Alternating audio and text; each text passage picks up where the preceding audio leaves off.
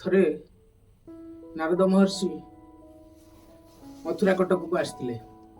ସେତେବେଳେ ରାଜା ଉଗ୍ରସେନ ଆଦର ସହକାରେ ରାଜା ଉପାସ ଭିତରକୁ ନେଇଗଲେ, ଆତିଥ୍ୟତା ପ୍ରଦାନ କଲେ। ନାରଦ ମୁନି ଖୁସିରେ ଫେରିଲେ। ବାଟରେ ଅକସ୍ମାତ କଂସ ହାତରେ ଦେଖା ହେଇଗଲା। ତାଙ୍କର ତ ପ୍ରକୃତି, ଯୋଉଠିକି ଯିବେ ଟିକେ କଳି ଲଗେଇଦେବେ। ସେଠୁ କହିଲେ, ନାରଦ ମୁନିକି ଦେଖି କଂସ ପ୍ରଣିପାତ କଲା। କହିଲେ, ବାବା ଭଲ ଅଛୁ ତ? ହଁ ଆଜ୍ଞା ଭଲ ଅଛି।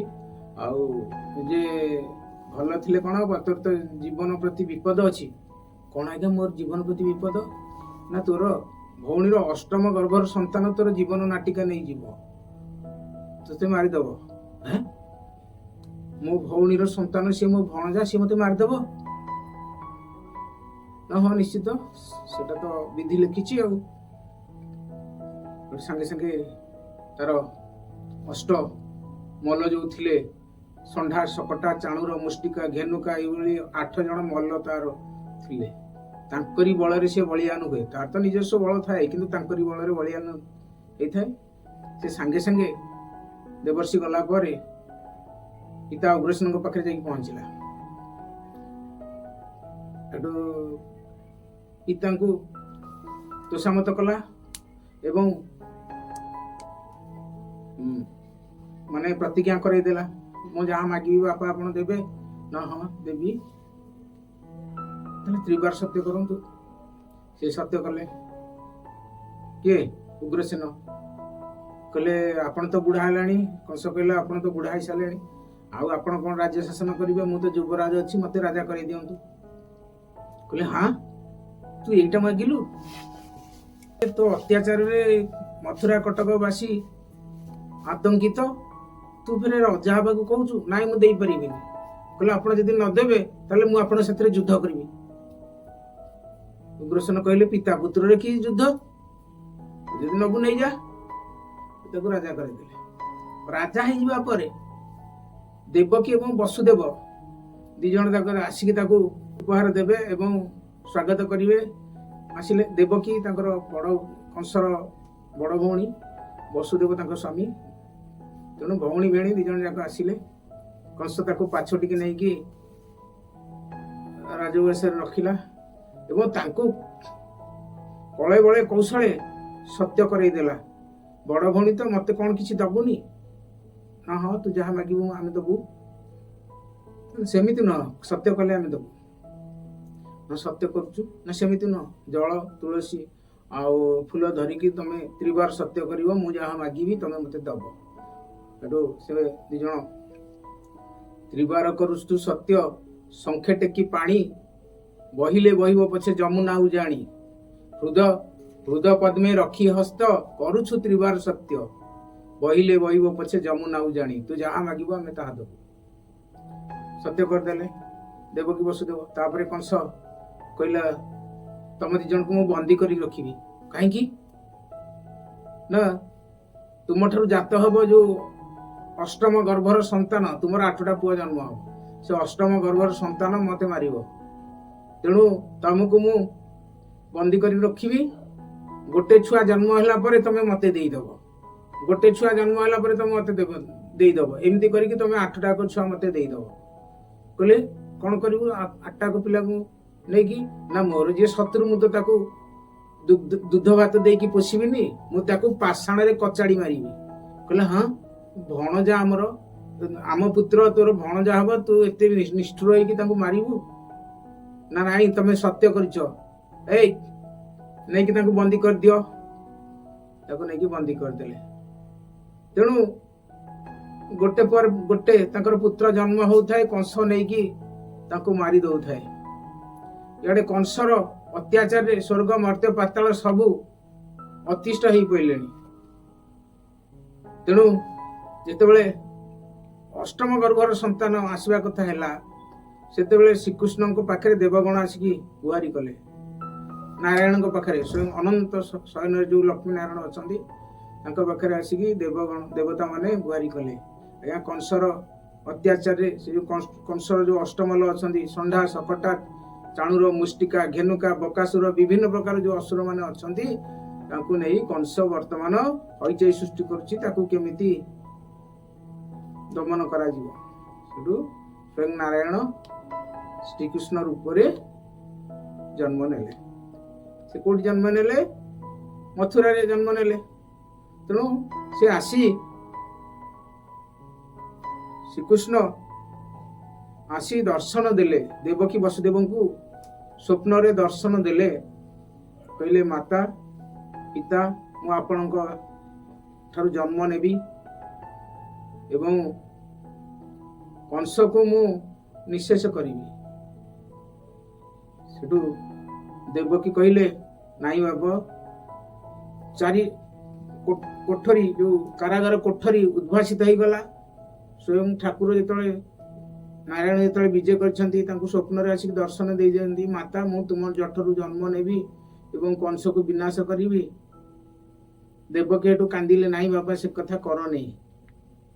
କାହିଁ ପାଇଁ ନୀଳମଣିରେ ବରଣ କରିବୁ ମରଣ ଯୋଗ, କାହିଁ ପାଇଁ ନୀଳମଣି ତୁ ବରଣ କରିବୁ ମରଣ ଯୋଗ, କାହିଁ ପାଇଁ ନୀଳମଣିରେ ତୋର ମାତା ହେବି କୋଳରେ ଧରିବି, ତୋର ମାତା ହେବି କୋଳରେ ଧରିବି, ଏ ଜନମେ ମୋର କାହିଁ ସେ ଭାଗ୍ୟ, କାହିଁ ପାଇଁ ଧନ ମଣିରେ ଭାଇ ମୋର କଂସ ରାଜନ, ସରିତାକୁ ନୁହେଟି ଯମ, ଭାଇ ମୋର କଂସ ରାଜନ, ସରିତାକୁ ନୁହେଟି ଯମ, ଶତପୁତ୍ର ମୋର କଚାଡ଼ି ମାରିଛି, ଶତପୁତ୍ର ମୋର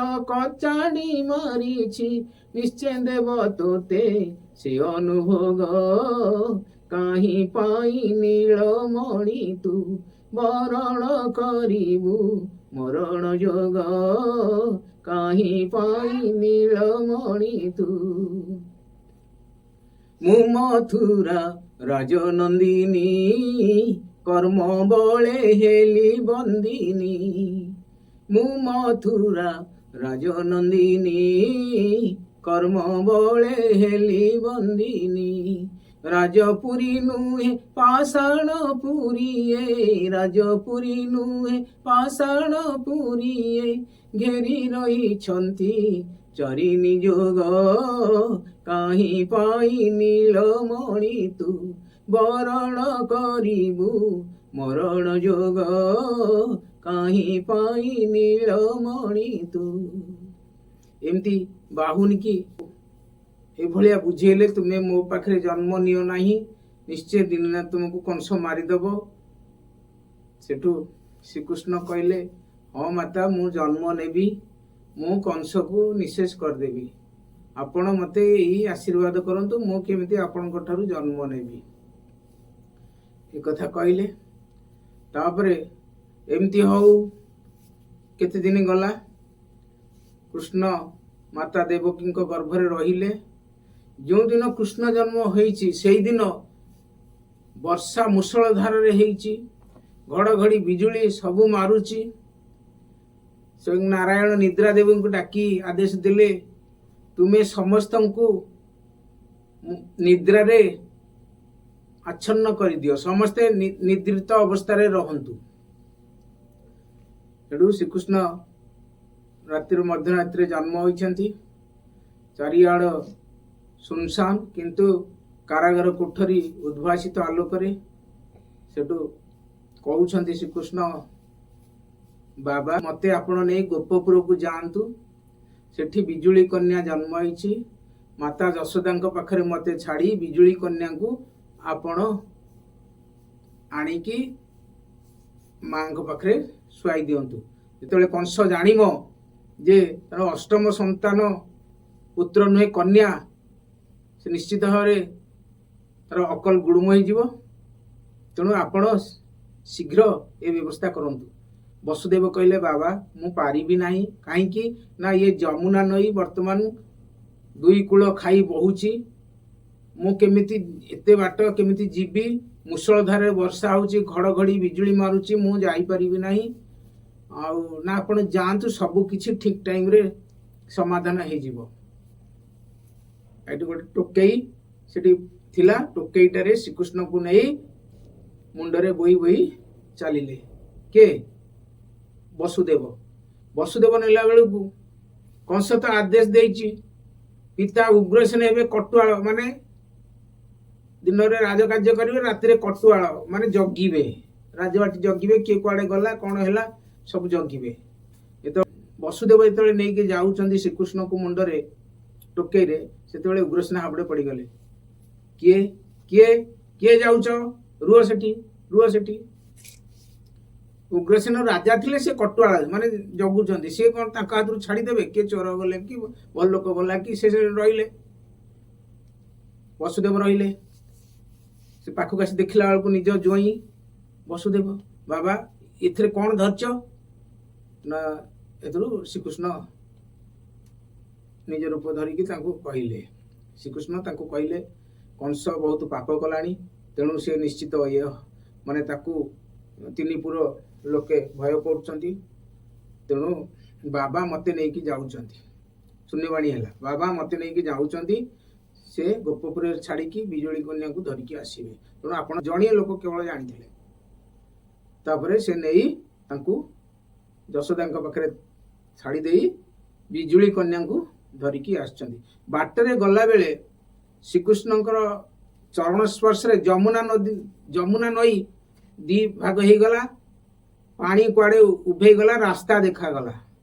ଏବଂ ଅନନ୍ତନାଗ, ବର୍ଷା ହଉଥିବ ବୋଲି ଅନନ୍ତନାଗ କଣ କଲା, ଟୋକେଇ ଉପରେ ଏମିତି ଢାମ୍ପିକି ରହିଲା, ପାଣି ମାଡ ପଡିବନି ଶ୍ରୀକୃଷ୍ଣଙ୍କ ଉପରେ ବୋଲି ସେମିତି ଢାମ୍ପିକି ରହିଲା।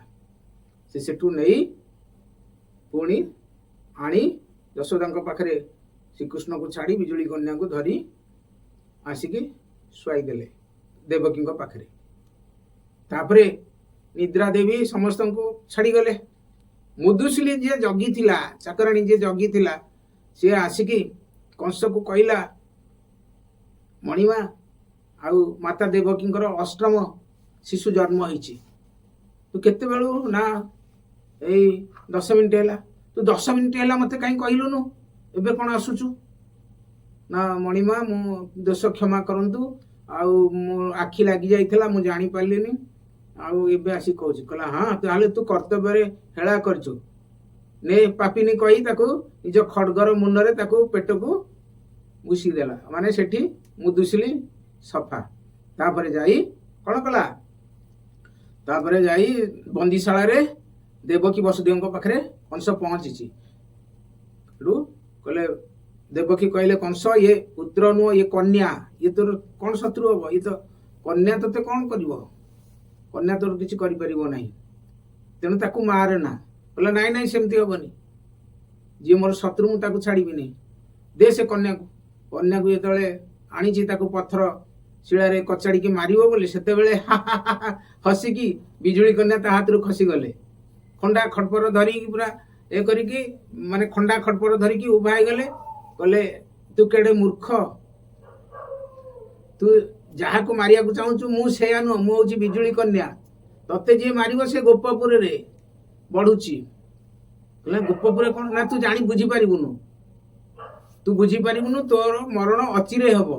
ଏତିକି କହି ବିଜୁଳି କନ୍ୟା ସେଠୁ ଚାଲିଗଲେ। ଯେତିକି ଜାଣିଥିଲି ସେ ବିଷୟରେ କହିଲି। ବିଭିନ୍ନ ବହିରେ ବିଭିନ୍ନ ପ୍ରକାର ଲେଖା ହେଇଛି, ତେଣୁ ମୁଁ ଯେତିକି ଜାଣିଥିଲି ତାହା କହିଲି। ଯଦି ଆପଣମାନେ ଅନ୍ୟ କିଛି ଜାଣିଥିବେ ତାହେଲେ ଭୁଲ ଥିଲେ କ୍ଷମା ଦେବେ। ଏତିକିରେ ରହିଲି। ନମସ୍କାର, ଜୟ ଜଗନ୍ନାଥ।